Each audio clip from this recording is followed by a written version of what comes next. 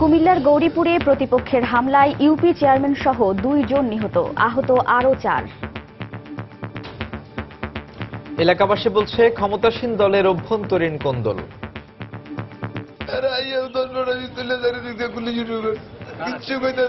তারা শুধু কোবাইছে আর গুলি করছে, ঠেকায় ঠেকায় গুলি করছে।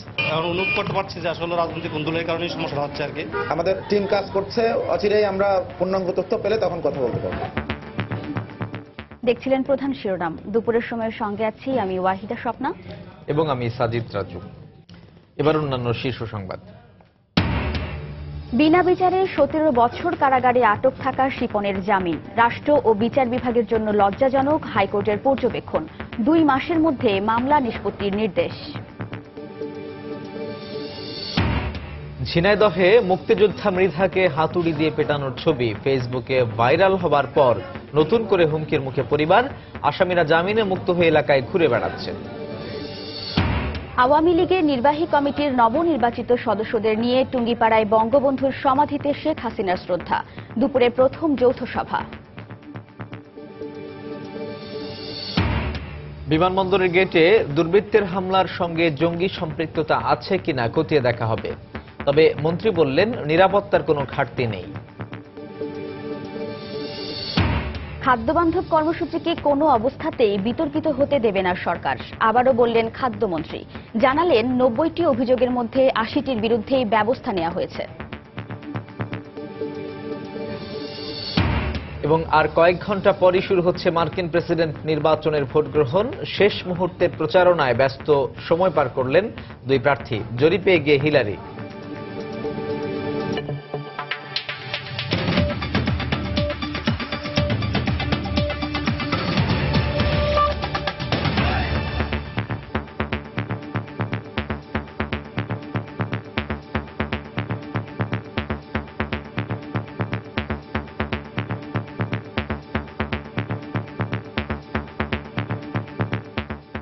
গোপালগঞ্জের টুঙ্গিপাড়ায় জাতির জনক বঙ্গবন্ধু শেখ মুজিবুর রহমানের সমাধিতে ফুল দিয়ে শ্রদ্ধা জানিয়েছেন প্রধানমন্ত্রী ও আওয়ামী লীগ সভাপতি শেখ হাসিনা। বেলা 12টায় দলের নবনির্বাচিত কমিটির সদস্যদের নিয়ে শ্রদ্ধা জানান তিনি। পূর্ব নির্ধারিত সূচি অনুযায়ী জাতির জনকের সমাধিতে শ্রদ্ধা জানান শেখ হাসিনা। তার সঙ্গে ছোট বোন শেখ রেহানাও উপস্থিত ছিলেন। প্রথমে প্রধানমন্ত্রী হিসেবে পুষ্পস্তবক অর্পণ করেন তিনি। এরপর দলের নবনির্বাচিত সদস্যদের নিয়ে আওয়ামী লীগের পক্ষ থেকে শ্রদ্ধা জানানো হয়। এ সময় বঙ্গবন্ধুর আত্মার শান্তি কামনা, মুক্তিযুদ্ধের শহীদদের শান্তি এবং দেশ ও জাতির কল্যাণে মোনাজাত করা হয়। দুপুরে দলের নতুন উপদেষ্টা পরিষদ ও কার্যনির্বাহী সংসদের যৌথ সভায় বক্তব্য রাখার কথা রয়েছে তার।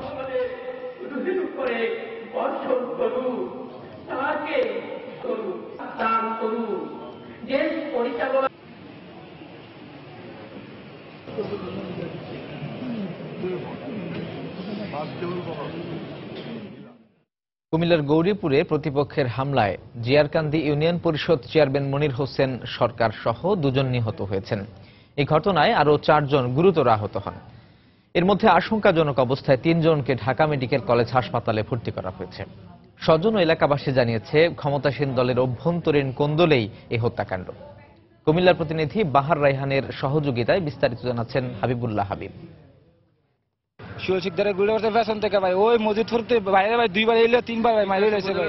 এবারই প্রথম নয়, এর আগেও কয়েক দফা চেয়ারম্যান মনির হোসেনের উপর হামলা হয়েছে, এমনটাই জানান তার সাথে থাকা সহযোগীরা। তাদের দাবি পরিকল্পিতভাবেই হামলা চালানো হয়েছে। তাদের অভিযোগ দীর্ঘদিন ধরে একদল মোটা অঙ্কের চাঁদা দাবি করে আসছিল। জ্যাম সিএনজি দিয়া রাস্তা ফাঁকা ছিল, পরে হঠাৎ করে জ্যাম লেগে গেছে। তারাই জ্যাম লাগাইছে, সামনে দিয়া জ্যাম লাগাবে, গাড়ির একটা গ্লাস খুলছে ভাই, কি মাথা বার করছে ভাই, গুলি আমারও গুলি করছে। আমি জ্যাকেট দিয়ে ভাই উড়ে মারছি, তার গুলি সব। পরে গাড়ির মধ্যে তারা অনেক লোক, প্রথম 5-6 জন ছিল, পরে দিয়ে 30-40 জন লোক, তারা প্ল্যানিং করা।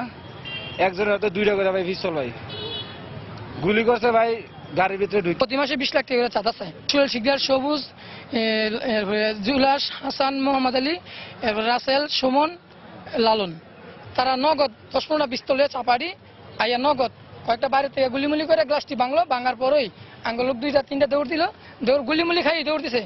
তিতাস উপজেলা যুবলীগের আহ্বায়কের মতে হত্যাকাণ্ডটি পূর্ব শত্রুতার জেরে ঘটানো হয়েছে। পাশাপাশি রাজনৈতিক দ্বন্দ্বের কথাও জানান তিনি। কোন্দল ছিল, কোন্দলের কারণে তাৎক্ষণিক আমরা উপস্থিত ছিলাম না। এখন যেই বিষয়টা হচ্ছে আমরা এখন অনুভব করতে পারছি যে আসলে রাজনৈতিক কোন্দলের কারণেই সমস্যা হচ্ছে আর কি। পুলিশ বলছে এই ঘটনার কারণ জানতে তারা তদন্ত শুরু করেছে। আমরা বিষয়টি দেখছি, অনুসন্ধান এবং মামলা হবে, নিয়মিত মামলা হবে এবং আমাদের টিম কাজ করছে। তিতাসে এমনি কিছু গ্রুপিং আছে, কিন্তু এই ঘটনার সাথে কে কে কি বিষয়ে এখনো এই মুহূর্তে বলা সম্ভব হচ্ছে না।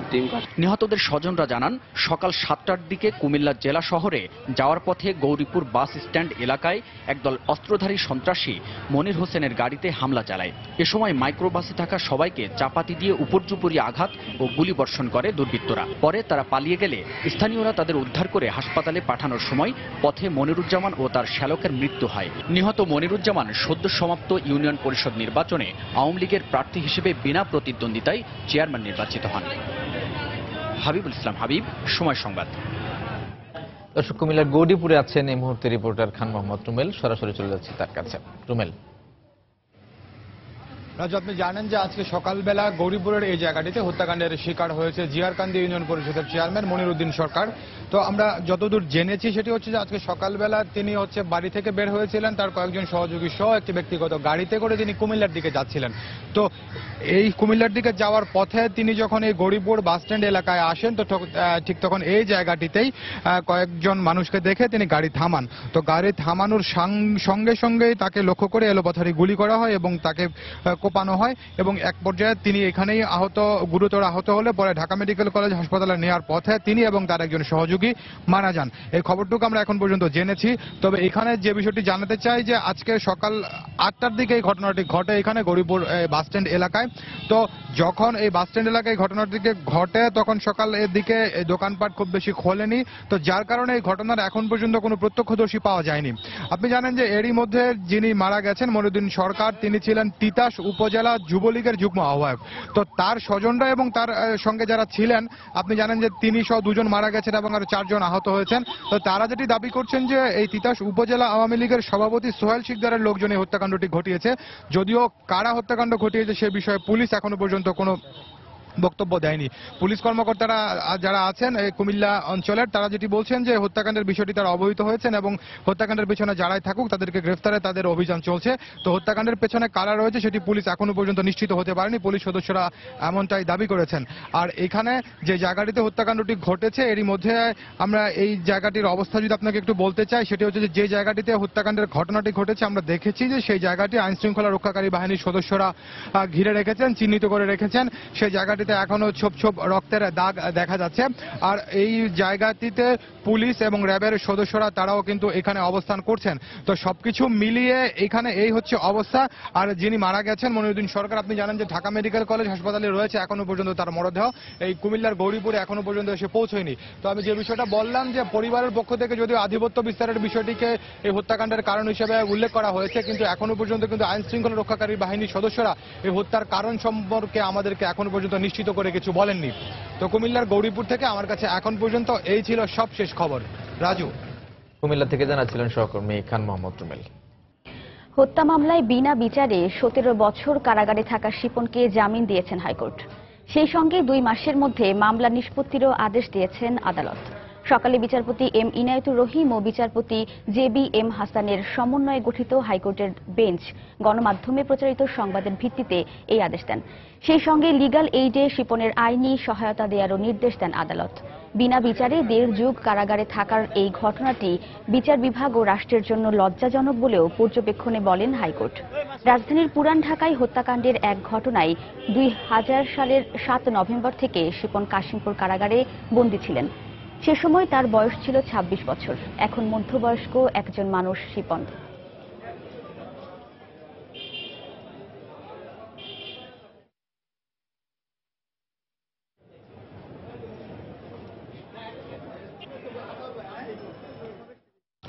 ঝিনাইদহে মুক্তিযোদ্ধা মৃধাকে হাতুড়ি দিয়ে পেটানোর ছবি ফেসবুকে ভাইরাল হবার পর মুক্তিযোদ্ধার পরিবারকে হুমকি দিচ্ছে আসামিরা।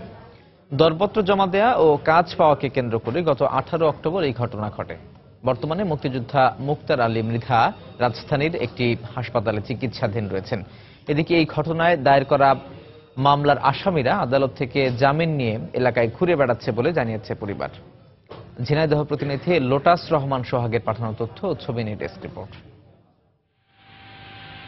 সম্প্রতি সামাজিক যোগাযোগ মাধ্যম ফেসবুকে ভাইরাল হয়েছে ঝিনাইদহের এক মুক্তিযোদ্ধাকে পিটিয়ে গুরুতর আহত করার একটি ভিডিও। আর এরপর থেকেই মুক্তিযোদ্ধাকে মারধর করা নিয়ে চলছে আলোচনা সমালোচনা। ভিডিওটিতে যাকে মারতে দেখা যায় তিনি আবাইপুর ইউনিয়নের সাবেক চেয়ারম্যান ও মুক্তিযোদ্ধা মুক্তার আহমেদ মৃধা। আর তাকে যারা মারধর করে তারা স্থানীয় যুবলীগের নেতাকর্মী বলে জানিয়েছেন পরিবারের সদস্য ও স্থানীয় আওয়ামী লীগের নেতাকর্মীরা। হাই সাহেব, বর্তমান এমপি সাহেব এই টেন্ডারকে নিয়ন্ত্রণ করেন। তার যে ক্যাডার বাহিনী আছে তাদের দিয়ে যুবলীগ, ছাত্রলীগ, স্বেচ্ছাসেবক লীগ এবং আরো ভাড়াটিয়া কিছু গুন্ডা বাহিনী আছে, তারা নিয়ন্ত্রণ কাউকে সে এই টেন্ডার দিতে দেয় না।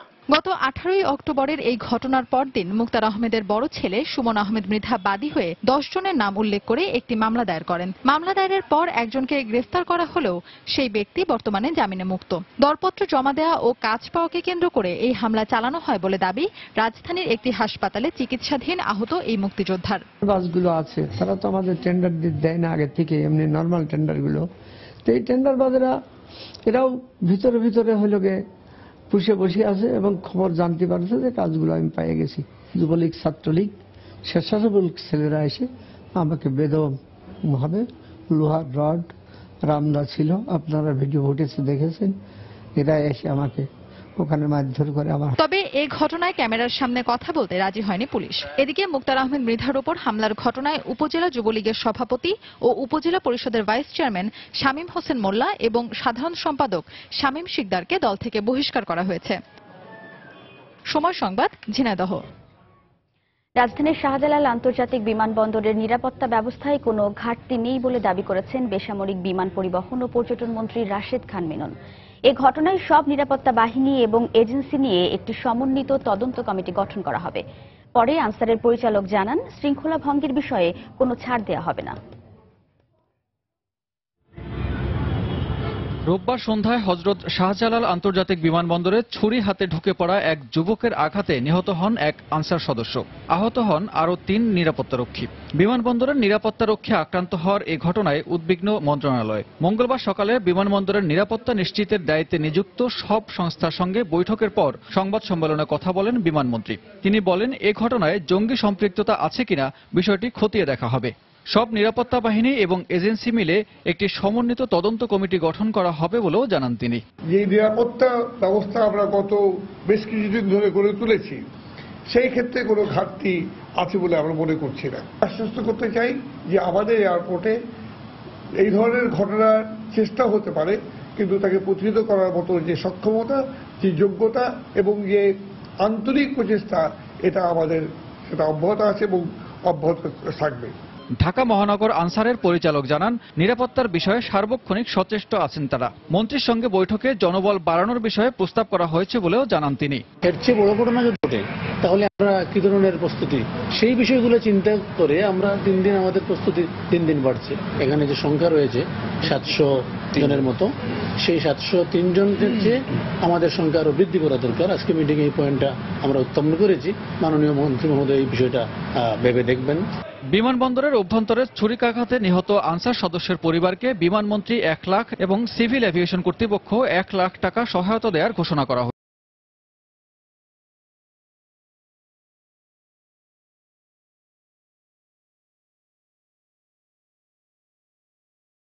মামলায় বদরুলকে অভিযুক্ত করে আদালতে চার্জশিট দাখিল। পরবর্তী শুনানি 15 নভেম্বর।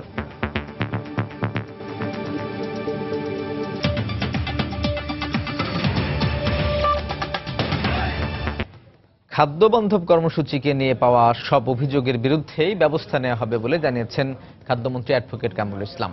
এখন পর্যন্ত 90টি অভিযোগের মধ্যে 80টির বিরুদ্ধেই ব্যবস্থা নেওয়া হয়েছে জানিয়ে খাদ্যমন্ত্রী আবারও হুঁশিয়ারি দেন, কোনো অবস্থাতেই এই কর্মসূচিকে বিতর্কিত হতে দেবে না সরকার। সকালে গোপালগঞ্জ সার্কিট হাউসে এক অনুষ্ঠানে বক্তব্য রাখেন মন্ত্রী। আমরা এই পর্যন্ত 90টি অভিযোগ আমাদের কাছে এসছে, তার মধ্যে আমরা কিন্তু প্রায় 80টি অভিযোগ আমরা কিন্তু এই পর্যন্ত নিষ্পত্তি করেছি এবং ব্যবস্থা গ্রহণ করেছি। বাকি অভিযোগগুলোর তদন্ত চলছে এবং আপনারা লক্ষ্য করছেন ইতিমধ্যে র্যাব, দুদক সবাই কিন্তু এই ব্যাপারে তৎপর। আমাদের নির্দেশ আছে প্রত্যেকটি আইন শৃঙ্খলা রক্ষাকারী বাহিনীর প্রতি আমাদের নির্দেশ আছে, আমাদের অনুরোধ আছে তাদের প্রতি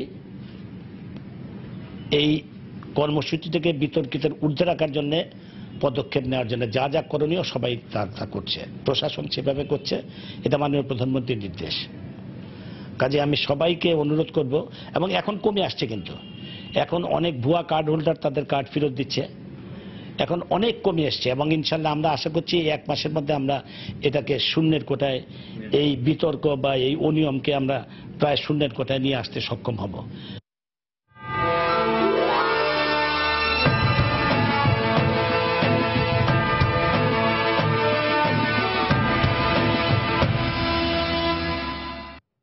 মার্কিন প্রেসিডেন্ট নির্বাচনের আর মাত্র কয়েক ঘন্টা বাকি। কে হবেন হোয়াইট হাউস দৌড়ে জয়ী? যুক্তরাষ্ট্রের প্রেসিডেন্ট নির্বাচনে 69 বছর বয়সী এই নারী ইতিহাস গড়তে পারবেন কিনা, কিংবা বহু বিতর্কের জন্ম দেয়া ব্যবসায়ী ডোনাল্ড ট্রাম্প কে যাবেন সাদা বাড়িতে, জানা যাবে ভোট শেষ হবার পরই। ভোট শুরুর মাত্র কয়েক ঘন্টা আগেও নিজেদের পক্ষে ভোট টানতে ব্যস্ত সময় পার করতে দেখা গেছে দুই প্রার্থীকে। এ সময় ওবামা ভোটারদের উদ্দেশ্যে আবারও বলেন ট্রাম্প চরম অযোগ্য একজন প্রার্থী। ট্রাম্প বলেন তাকে একটি ভোট দেয়া মানে দুর্নীতির বিরুদ্ধে রুখে দাঁড়ানো। এদিকে রয়টার্সের সবশেষ জরিপে দেখা গেছে হিলারির জয়ের সম্ভাবনা 90%। দিন গোনার পালা শেষ, অপেক্ষা আর মাত্র কয়েকটি ঘন্টার। এরপরই শুরু হবে ব্যালটের লড়াই। ব্যালটের যুদ্ধে জয়ী হতে শেষ প্রচারণায় কয়েকটি রাজ্য চষে বেড়ান রিপাবলিকান প্রার্থী ডোনাল্ড ট্রাম্প ও ডেমোক্রেট প্রার্থী হিলারি ক্লিন্টন। হিলারি পেনসিলভানিয়ায় প্রচারণা চালান। হিলারির পক্ষে প্রচারণায় দেখা যায় প্রেসিডেন্ট বারাক ওবামা ও ফার্স্ট লেডি মিশেল ওবামাকেও। ওবামা তার কথায় ভরসা করে সবচেয়ে যোগ্যতম প্রার্থী হিলারি ক্লিন্টনকে ভোট দেওয়ার আহ্বান জানান। সবকিছু নির্ভর করছে আপনাদের উপরই। পুরো বিশ্ব আমাদের দিকে তাকিয়ে আছে। যুক্তরাষ্ট্র অনেক এগিয়েছে, একে আর পিছিয়ে যেতে দেয়া যাবে না। আপনারা সবচেয়ে যোগ্য প্রার্থীকে বেছে নেবেন, হিলারিকে ভোট দেবেন সে আশাই করছি। পেনসিলভানিয়ায় সবচেয়ে বড় সমাবেশে দেয়া বক্তব্যে হিলারিও ট্রাম্পকে কটাক্ষ করে নিজেকে যোগ্য প্রমাণে মরিয়া হয়ে বক্তব্য রাখেন। পরিষ্কারভাবে বোঝা যাচ্ছে একদল বিভক্তির পথে, আরেক দল ঐক্যের পক্ষে। আপনাদের সিদ্ধান্ত নিতে হবে কাকে বেছে নেবেন। সবার জন্য একটি অর্থনৈতিক ব্যবস্থা চান নাকি শুধু ধনীদের অর্থনৈতিক ব্যবস্থা চান, সে সিদ্ধান্ত আপনাকেই নিতে হবে। আমি জানি আপনারা ভুল করবেন না। নর্থ ক্যারোলাইনায় হিলারির সঙ্গে যোগ দেন বিল ক্লিন্টন, সঙ্গে ছিলেন মেয়ে চেলসি ক্লিন্টন। একই অঙ্গরাজ্যে ট্রাম্পও প্রচারণা চালান। বলেন যুক্তরাষ্ট্রকে আবারও মহান রাষ্ট্রে পরিণত করবেন তিনি। মনে রাখবেন, আমার পক্ষে একটি ভোট মানে ডেমোক্রেটদের দুর্নীতির বিপক্ষে একটি ভোট। এই কয় বছর যাদেরকে মনেই রাখেনি ডেমোক্রেট সরকার, আমি তাদের জন্য কাজ করব। আপনার এবারের ভোট হবে জীবনের সবচেয়ে মূল্যবান ভোট, কারণ আমরা এদেশকে আবারও মহান হিসেবে প্রমাণ করব। মিশিগানেও ভোটের কয়েক ঘন্টা আগে নিজের পক্ষে সমর্থন আদায়ে ব্যস্ত দেখা যায় ট্রাম্পকে। প্রায় 1.5 বছর ধরে চালানো প্রচারণার শেষ মুহূর্তগুলোয় দু প্রার্থী চেষ্টা করেছেন তাদের সবটুকু দিয়ে ভোটারদের সমর্থন পেতে। তবে শেষ পর্যন্ত কে হাসবেন শেষ হাসি তার একটি আভাস দিয়েছে বার্তা সংস্থা রয়টার্স। রয়টার্স ও ইপসোসের সবশেষ জরিপে দেখা গেছে হিলারির প্রেসিডেন্ট হবার সম্ভাবনা 90%। জরিপে 45% সমর্থন হিলারির পক্ষে আর 42% ট্রাম্পের পক্ষে। তবে ট্রাম্পের জয়ের সম্ভাবনা নির্ভর করছে দোদুল্যমান যে অঙ্গরাজ্যগুলোতে তিনি এগিয়ে আছেন সেগুলোতে কৃষ্ণাঙ্গ ও হিস্পানিকদের কত শতাংশ ভোট দিতে আসে তার উপর। কেননা এ পর্যন্ত প্রায় 4 কোটি লাতিনো ভোটারের মধ্যে আগাম ভোট দিয়েছেন 1.5 কোটি ভোটার, যা দেশটির ইতিহাসে সর্বোচ্চ সংখ্যক লাতিনো ভোট। আর স্বাভাবিকভাবেই এরা ট্রাম্পের বিরোধী হওয়ায় ভোটগুলো হিলারির পক্ষে গেছে বলেই মনে করা হচ্ছে, যা হিলারির জন্য অনেক বড় সুখবর। হাফসাতুন্নেসা, সময় সংবাদ। এদিকে প্রেসিডেন্ট নির্বাচনের ভোট গ্রহণের সব ধরনের প্রস্তুতি সম্পন্ন হয়েছে। এ উপলক্ষে দেশ জুড়ে জোরদার করা হয়েছে নিরাপত্তা ব্যবস্থা। প্রথা অনুযায়ী বিজয়ী ও পরাজিত প্রার্থীদের তাৎক্ষণিক প্রতিক্রিয়া জানানোর জন্য নিউ ইয়র্কের ম্যানহাটনে নিজ নিজ সভা কেন্দ্রকেও প্রস্তুত রেখেছেন প্রধান দুই প্রার্থী হিলারি ক্লিন্টন ও ডোনাল্ড ট্রাম্পের সমর্থকরা। নিউ ইয়র্ক থেকে আরও জানাচ্ছেন তুষার আব্দুল্লাহ। মার্কিন যুক্তরাষ্ট্রের 45তম প্রেসিডেন্ট নির্বাচনের ভোট গ্রহণ কিছুক্ষণের মধ্যে শুরু হতে যাচ্ছে। তবে নির্বাচনের ফলাফল জানার জন্য ধারণা করা হচ্ছে যে মঙ্গলবার স্থানীয় সময় রাত 10টা পর্যন্ত অপেক্ষা করতে হবে। তবে যিনি জয়ী হন না কেন বা পরাজিত হন, উভয়ই প্রার্থী কিন্তু নিউ ইয়র্কের ম্যানহাটন থেকে তাদের বক্তব্য রাখবেন। এখানকার রেওয়াজ অনুযায়ী যিনি পরাজিত হন তিনি আগে বক্তব্য রাখেন বিজয়ী প্রার্থীকে অভিনন্দন জানিয়ে, এবং তিনি জয়ী হবেন তিনি তার পরবর্তীতে বিজয় ভাষণ দেবেন। আমরা দেখতে পাচ্ছি যে ডোনাল্ড ট্রাম্প অনেকটাই অনাড়ম্বর ভাবে ম্যানহাটনের হিলটন হোটেলে এই উদযাপনের আয়োজন করেছেন, এবং হিলারি ক্লিন্টন জ্যাকব জেনেট সেন্টারে বিজয় উদযাপনের আয়োজন করেছেন। আবার আমরা সেটাও বলতে পারি যে পরাজিত হলেও তাকে এখান থেকে বক্তব্য রাখতে হবে। আমরা এখন জ্যাকব জেনেট সেন্টারের সামনে উপস্থিত আছি। আমরা দেখতে পাচ্ছি পিছনে যে মঞ্চটি, সেখান থেকেই তিনি বক্তব্য রাখবেন ফলাফল ঘোষণার পরে। ভিতরে প্রায় 4000 সমর্থক উপস্থিত থাকতে পারবে, এবং বাইরেও আমরা দেখতে পাচ্ছি যে কয়েক হাজার মানুষ এখানে হয়তো সারাদিনই হিলারি ক্লিন্টন সমর্থকরা এখানে উপস্থিত থাকবেন। এবং এরই মধ্যে কিন্তু এই এলাকাটিকে নিরাপত্তার চাদরে ঢেকে ফেলা হয়েছে বলা যায়। তবে জয় পরাজয় যার দিকে যাক না কেন, কে যাচ্ছেন শেষ পর্যন্ত হোয়াইট হাউসে তা জানার জন্য কিন্তু ওই যে বলছিলাম যে স্থানীয় সময় মঙ্গলবার রাত 10টা পর্যন্ত কমপক্ষে অপেক্ষা করতে হবে। নিউ ইয়র্কের ম্যানহাটন থেকে তুষার আব্দুল্লাহ, সময় টেলিভিশন। ব্রাহ্মণবাড়িয়ার নাসিরনগরে ক্ষতিগ্রস্ত এলাকা পরিদর্শন করেছেন স্বরাষ্ট্রমন্ত্রী আসাদুজ্জামান খান কামাল। এ সময় তিনি স্থানীয়দের সঙ্গে কথা বলেন। বেলা 12:30টার দিকে নাসিরনগরের দাসপাড়া, ঘোষপাড়া, পৌর মন্দির পরিদর্শন করেন মন্ত্রী। এ সময় তার সঙ্গে ছিলেন র্যাবের মহাপরিচালক বেনজির আহমেদ, আইজিপি AKM শহীদুল হক সহ অনেকে। পরে আশুতোষ পাইলট স্কুল মাঠে জেলা পুলিশের আয়োজনে সুধী সমাবেশে অংশ নেন স্বরাষ্ট্রমন্ত্রী। সেখানে উপস্থিত আছেন মৎস্য ও প্রাণী সম্পদ মন্ত্রী সাইয়েদুল হক সহ এলাকাবাসী।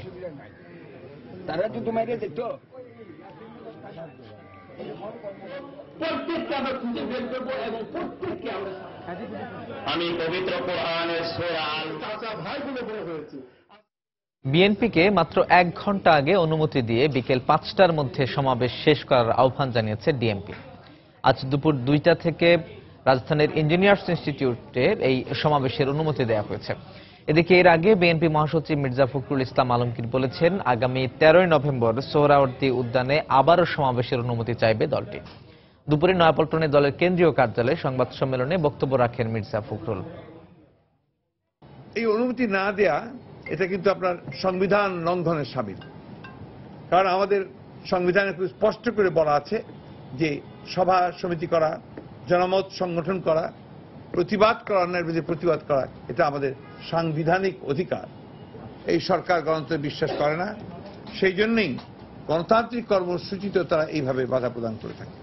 আমাদের জনসভা করার অনুমতি চাইছে, তাই চাইছি 13 তারিখে, আগামী 13 রোববার। সিলেটে কলেজ ছাত্রী খাদিজা হত্যা চেষ্টা মামলায় বদরুল আলমকে অভিযুক্ত করে আদালতে চার্জশিট দিয়েছে পুলিশ। আগামী 15 নভেম্বর এই মামলার শুনানির দিন ধার্য করেছেন আদালত। সকালে আদালতের সিনিয়র সহকারী কমিশনার আব্দুল আহাদ চৌধুরীর কাছে চার্জশিট তুলে দেন মামলার তদন্তকারী কর্মকর্তা শাহপরান থানার SI হারুনুর রশিদ। এতে মামলার একমাত্র আসামি বদরুলকে অভিযুক্ত করা হয়। এর আগে গত 23 অক্টোবর বদরুলকে আদালতে তোলা হলেও চার্জশিট না হওয়ায় শুনানি স্থগিত করেন আদালত। গত 3রা অক্টোবর সিলেট সরকারি কলেজের শিক্ষার্থী খাদিজা আক্তার নার্গিসকে কুপিয়ে জখম করে বখাটে বদরুল আলম। এই ঘটনায় খাদিজার চাচা বদরুলকে আসামি করে শাহপরান থানায় একটি মামলা করেন। খাদিজা বর্তমানে রাজধানীর স্কয়ার হাসপাতালে চিকিৎসাধীন রয়েছেন। গতকাল তার হাত ও মাথায় সফল অস্ত্রোপচার সম্পন্ন হয়েছে।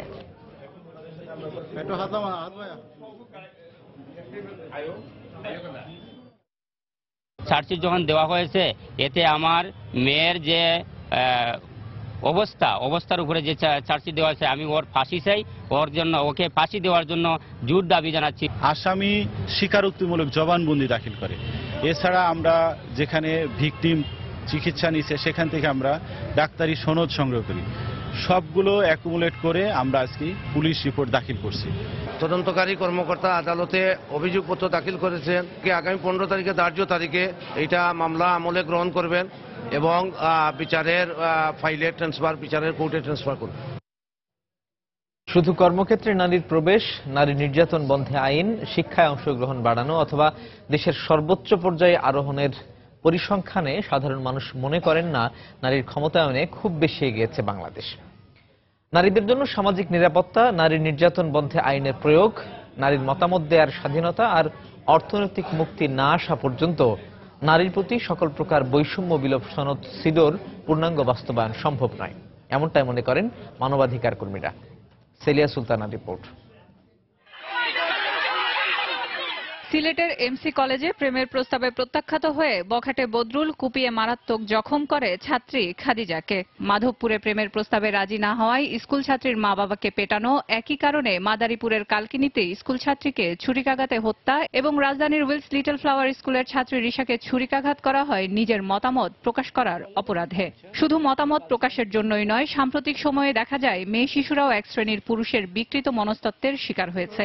এছাড়া বিভিন্ন গবেষণায় বলা হচ্ছে 80% নারী শিকার হচ্ছেন পারিবারিক সহিংসতার। ভয়াবহভাবে লক্ষ্য করছি যে যৌন নির্যাতনের জায়গা থেকে কর্মস্থল থেকে শুরু করে ঘরে বাইরে কোথাও নারীরা নিরাপদ নয়। এই শিশুরা যখন বড় হয়ে উঠবে এরা আসলে মানুষ হয়ে উঠতে পারবে না, এরা কোনো না কোনো ভাবে সামাজিকভাবে হেয় প্রতিপন্ন হবে। এই প্রেক্ষাপটে অনেকেই মনে করেন শুধুমাত্র পরিসংখ্যান দিয়েই বলা যাবে না যে নারীর ক্ষমতায়নে অনেক দূর এগিয়েছে বাংলাদেশ।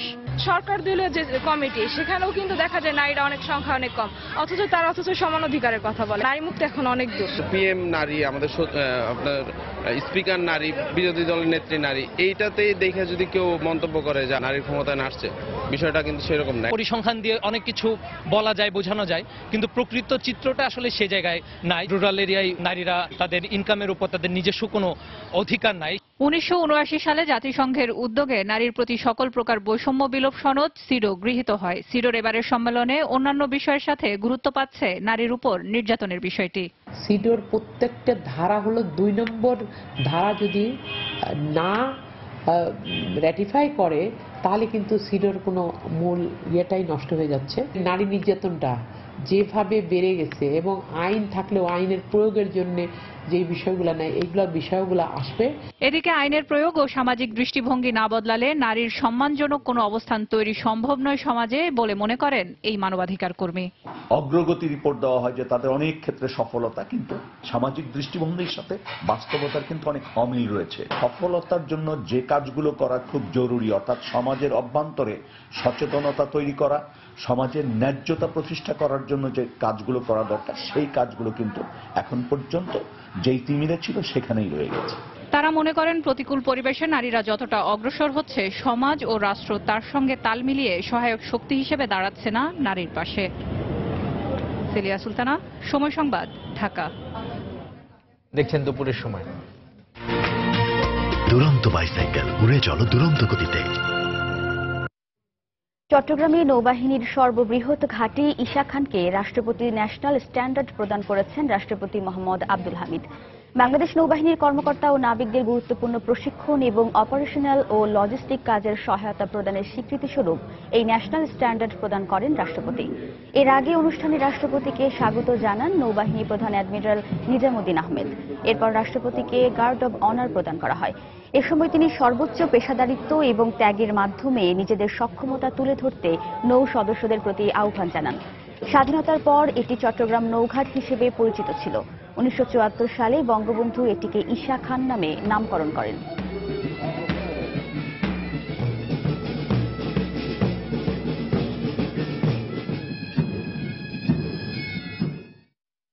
বর্তমান সরকারের আমলে নৌবাহিনীতে উল্লেখযোগ্য সংখ্যক যুদ্ধ জাহাজ, মেরিটাইম হেলিকপ্টার এবং মেরিটাইম পেট্রোল এয়ারক্রাফট সংযুক্ত হয়েছে। এর ফলে বাংলাদেশ নৌবাহিনী একটি কার্যকরী দ্বিমাত্রিক নৌবাহিনীতে পরিণত হয়েছে। আপনারা জেনে আনন্দিত হবেন যে খুব শীঘ্রই নৌবাহিনীতে সংযুক্ত হতে যাচ্ছে বহু কাঙ্ক্ষিত 2টি সাবমেরিন। ভবিষ্যতে পরিবেশ রক্ষা সহ অন্যান্য জাতীয় গুরুত্বপূর্ণ কর্মকাণ্ডে নৌবাহিনী বলিষ্ঠ ভূমিকা রেখে দেশের সার্বিক উন্নয়নে অবদান রাখবে বলে আমি আশা করি। দুপুরের সময় আরো থাকছে। যাত্রী চাহিদা মাথায় রেখে বাড়ছে ঢাকা কলকাতা মৈত্রী এক্সপ্রেস ট্রেনের ট্রিপ। চালু হচ্ছে খুলনা কলকাতা ট্রেন সার্ভিসও। জানুয়ারিতে ইমিগ্রেশন সিস্টেমেও আসছে পরিবর্তন।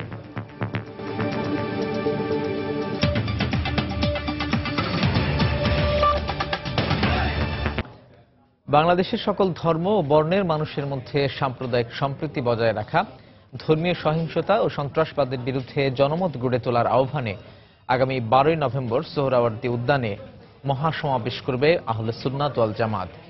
সকালে রাজধানীর প্রেস ক্লাবে এক সংবাদ সম্মেলনে দলের পক্ষ থেকে এই তথ্য জানানো হয়। বক্তারা বলেন, ইসলাম ধর্ম অনুযায়ী অমুসলিমদের উপাসনালয়ে হামলা সম্পূর্ণ নিষিদ্ধ।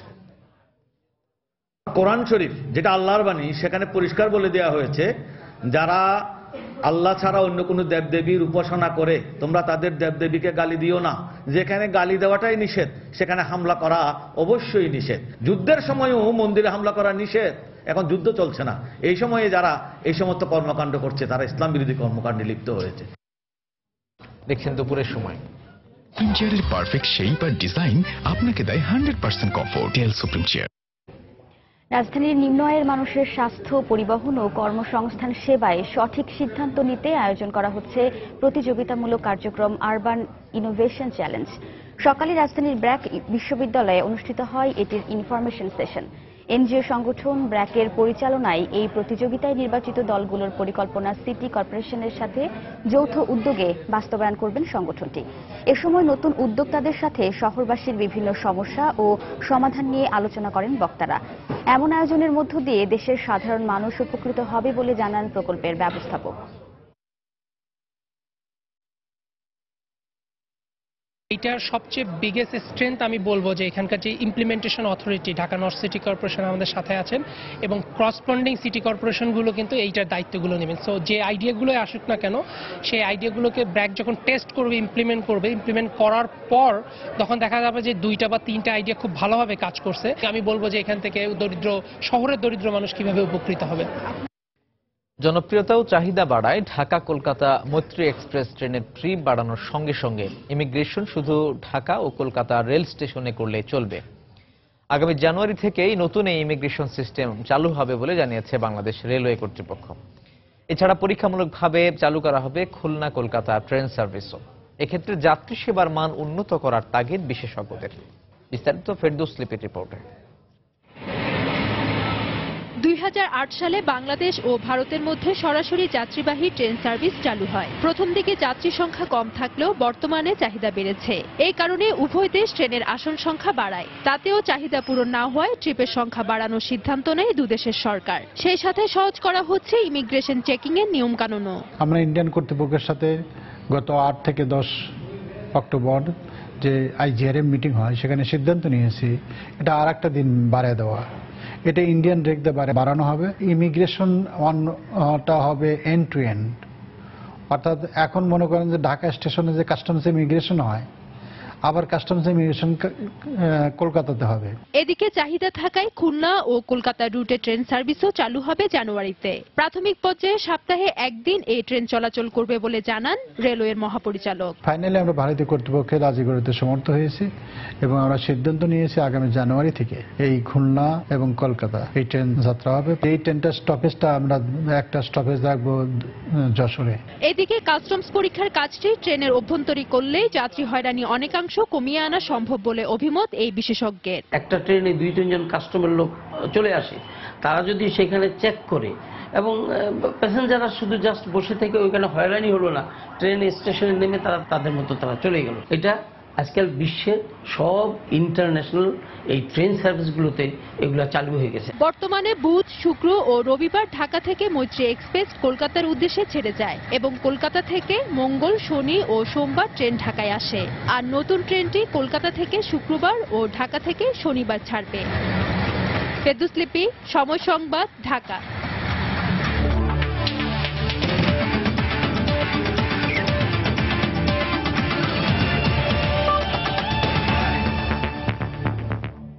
বিপিএল এর খবর। চতুর্থ আসরের প্রথম ম্যাচে কুমিল্লা ভিক্টোরিয়ান্সের বিপক্ষে টস হেরে ব্যাট করছে চিটাগং ভাইকিংস। শেষ খবর পাওয়া পর্যন্ত তাদের সংগ্রহ 1 উইকেটে 53 রান। মিরপুর শেরেবাংলা স্টেডিয়ামে টস হেরে ব্যাটিংয়ে নেমে শুরুটা ভালোই করেন চিটাগংয়ের 2 ওপেনার তামিম ইকবাল ও ডোয়াইন স্মিথ। তবে রানের চাকা সচল রাখতে একটু আগ্রাসী ব্যাটিং করতে থাকেন অধিনায়ক তামিম ইকবাল। বাউন্ডারি আর ওভার বাউন্ডারি হাঁকান বেশ কয়েকটি। ব্যক্তিগত 25 রানে ইমাদ ওয়াসিমের বলে জীবন পান তামিম। তবে ইমাদ ওয়াসিমের ওই ওভারেই দলীয় 36 রানে আউট হন আরেক ওপেনার ডোয়াইন স্মিথ। এদিকে সন্ধ্যায় আসরের দ্বিতীয় ম্যাচে সাকিবের ঢাকা ডায়নামাইটসের মুখোমুখি হবে মুশফিকের বরিশাল বুলস।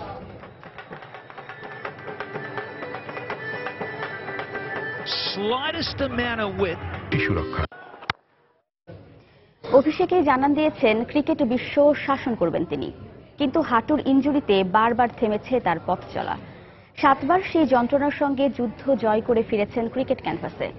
লাল সবুজের পতাকা গর্বের সঙ্গে তুলে ধরেছেন উঁচুতে। এভাবেই ক্রিকেটের সঙ্গে তার সন্ধি, কষ্ট, আক্ষেপ আর ভালোবাসায়।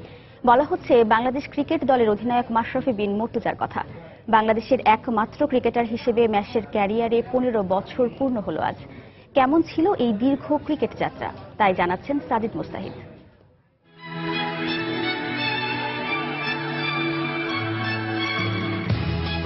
এক মোনালিসা দিয়েই অমর হয়ে আছেন লিওনার্দো দা ভিঞ্চি। বাংলাদেশের ক্রিকেটের ভিঞ্চি মাশরাফি বিন মুর্তজাকে বলা হলে তা হয়তো ভুল হবে না। তার হাত ধরেই বিশ্ব ক্রিকেটে নিজেদের অবস্থান শক্ত করেছে টাইগাররা। বাংলাদেশের ক্রিকেটে মাশরাফির নেতৃত্বেই জন্ম হয়েছে অনেক নতুনের। সেই মাশরাফি এবার উঠলেন অনন্য এক উচ্চতায়। আন্তর্জাতিক ক্রিকেটে বাংলাদেশের পথ চলা শুরু 1986 সালে। এই 30 বছরের অর্ধেকটা জুড়ে আছে মাশরাফির নাম। আজ থেকে ঠিক 15 বছর আগে দেশের ক্রিকেটে উদয় হয় মাশরাফি নামের এক নতুন সূর্যের। 2001 সালের 8 নভেম্বর জিম্বাবুয়ের বিপক্ষে সাদা পোশাকে বাংলাদেশের হয়ে অভিষেক নড়াইল এক্সপ্রেসের। এরপর যা হয়েছে সব ইতিহাস। মাশরাফি এখন এদেশের ক্রিকেট লোকগাথার মহানায়ক। বাংলাদেশের ক্রিকেটের মতো তার ক্যারিয়ারও দেখেছে নানা চড়াই উতরাই। ম্যাচের 2 হাঁটুতে বড় 7টি অস্ত্রোপচার হলেও দিব্যি খেলে যাচ্ছেন। শুধু খেলাই না, গেল 2 বছর দলকে নেতৃত্ব দিয়ে যাচ্ছেন সফলভাবে। বাংলাদেশের প্রথম ক্রিকেটার হিসেবে আন্তর্জাতিক ক্রিকেটে 15 বছরের পথ চলা পূর্ণ করেও বড়ই নিরাবেগ মাশরাফি। 15 বছর হিউজ টাইম। সো যতদূর খেলেছি, এখনো খেলছি আলহামদুলিল্লাহ। আর বহুত সমস্যা, বহুত ভালো লাগা সবকিছুই আছে 15 বছরের ক্যারিয়ারে। সো আমি অবশ্য ফিল করি এটাই বেশি যে আমার ভালো লাগার সংখ্যাই বেশি। যেটা হয়েছে সেটা মানুষের জীবনে হয়, বাট আর যে কদিনই খেলি চেষ্টা করব ভালো করে খেলার। 15 বছর পূর্ণ হলেও মাশরাফিকে দেশের হয়ে আরো দীর্ঘ সময় খেলতে দেখতে চান তার সাবেক ও বর্তমান সতীর্থরা। বাংলাদেশ ক্রিকেটের অবদান অনেক। ও তো আসলে ইঞ্জুরির সাথে অনেক লড়াই করেছে, এখনো করছে। বাট আমরা সবসময় চাইবো যে ওর ক্যারিয়ারটা যেন আরো অনেক বেশি দিন হয়। ও যেন থেমে যাওয়ার আগে যেন অনেকদিন যেন খেলতে পারে। আমার চাওয়া আসলে এটাই থাকবে সবসময়। ব্যক্তি হিসেবে অসাধারণ, আর ক্যাপ্টেন হিসেবে তো আমার মনে হয় সবাই স্বচক্ষেই দেখছে যে ওনার অধিনায়কত্বে আমরা কেমন খেলছি, কেমন পারফর্ম করছি। তো আশা করি উনি এইভাবে আরো বেশ অনেক বছর উনি এইভাবে ক্যাপ্টেন্সি করবেন এবং বাংলাদেশের জন্য অনেকগুলো ট্রফি আনবেন এবং অনেক ভালো অধিনায়কত্ব করবেন এবং আমাদেরকে আরো ভালোভাবে গাইড করবেন। বয়স হয়ে গেছে 33। আন্তর্জাতিক অঙ্গনে হয়তো খুব বেশি দিন দেখা নাও মিলতে পারে ম্যাচের, তবে সবারই প্রত্যাশা দীর্ঘ হোক মাশরাফির ক্যারিয়ার। সাজিদ মুস্তাহিদ, সময় সংবাদ, ঢাকা। এদিকে বাংলাদেশ নারী ক্রিকেট দলের অধিনায়কের দায়িত্ব পেয়ে বেশ অবাক হয়েছেন রোমানা আহমেদ। ক্রিকেট জীবনে এমনটাই তার স্বপ্ন ছিল বলে সময় সংবাদকে জানান রোমানা। সেই সাথে প্রত্যাশা তার পুরো টাইগ্রেস দলকে এক সুতোয় গেঁথে রাখার। এ মাসের 27 তারিখ থেকে শুরু হতে যাওয়া এশিয়া কাপ আসরকে সামনে রেখে কক্সবাজারে কন্ডিশনিং ক্যাম্পে করছে বাংলাদেশ নারী ক্রিকেট দল। আসন্ন এশিয়া কাপে নারী দলকে ফাইনালে নেয়ার প্রত্যয় নতুন এই অধিনায়কের। 2016 সালের সেপ্টেম্বর আয়ারল্যান্ডের বিপক্ষে সিরিজ নির্ধারণী ম্যাচে রোমানা আহমেদের মায়াবী ঘূর্ণি জাদুতে বিভ্রান্ত আইরিশ ব্যাটসম্যানরা। বিশ্ব ক্রিকেটে প্রায় নবীন বাংলাদেশ নারী ক্রিকেট দলের যাত্রা নাতে জয়টি খুবই গুরুত্বপূর্ণ ছিল, তা বলাই বাহুল্য। 2011 সালে অভিষেক হওয়ার পর থেকে নিয়মিত পারফর্ম করে পরিণত হয়েছেন দলের গুরুত্বপূর্ণ সদস্যে। খেলেছেন 31টি টি20 ও 20টি ওয়ানডে ম্যাচ। এবার তার হাতেই দলের গুরু দায়িত্ব। জানালেন দায়িত্ব পেয়ে বিস্মিতই হয়েছেন তিনি।